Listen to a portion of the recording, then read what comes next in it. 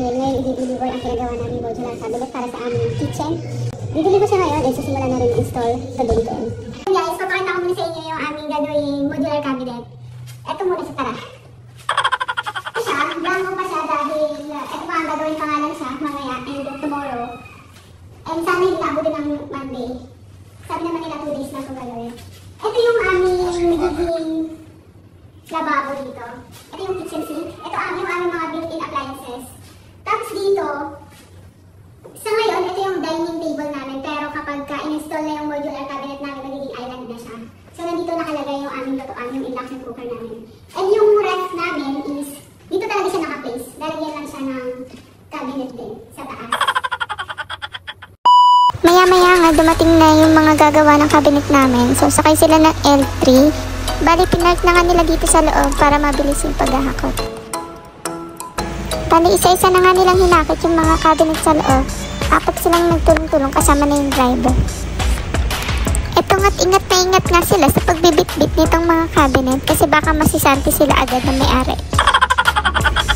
Bali, sa paggawaan na nga nila binuo yung mga cabinet para pagdating dito, install na lang at kabit ng pinto.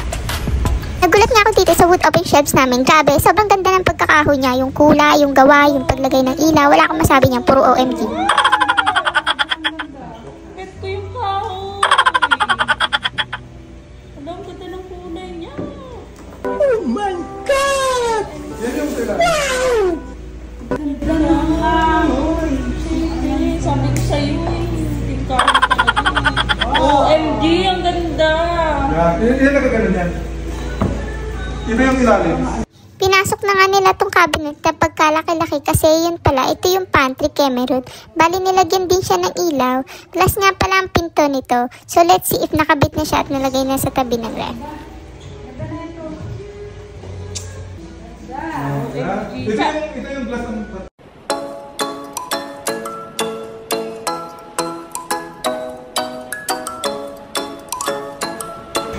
Bali, nagpaalam na nga sila kuya dito. Kala ko uuwi na yun pala, may batch 2 dahil hindi kaya na isang bitbitan ang yung cabinet.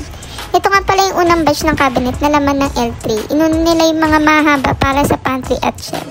Ito na nga pala yung mga modular cabinet na deliver.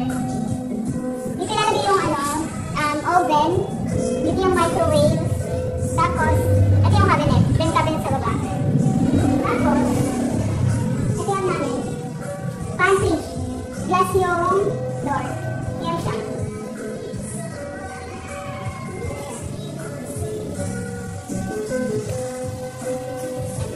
And then, ito naman yung open shelf. And then, ito yung cabinet sa taas. Plastic nga pala ito guys.